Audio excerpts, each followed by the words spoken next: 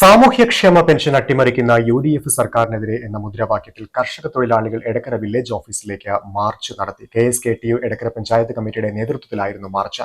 സമരം CPM Edakkara area secretary T Raveendran ഉദ്ഘാടനം ചെയ്തു. ആ പെൻഷൻ 10 വർഷമായി കേരളത്തിന്റെ ഒരു കരുതലാണ് അവർ.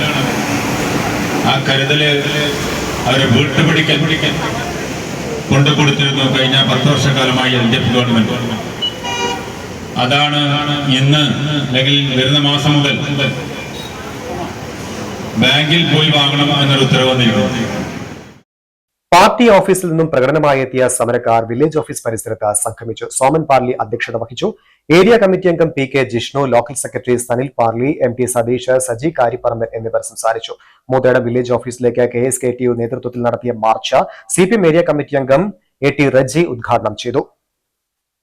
PS സജി അധ്യക്ഷത വഹിച്ചു. ചുങ്കത്തറ വില്ലേജ് ഓഫീസിലേക്ക് നടത്തിയ March KSKTU area president C Balakrishnan ഉദ്ഘാടനം ചെയ്തു.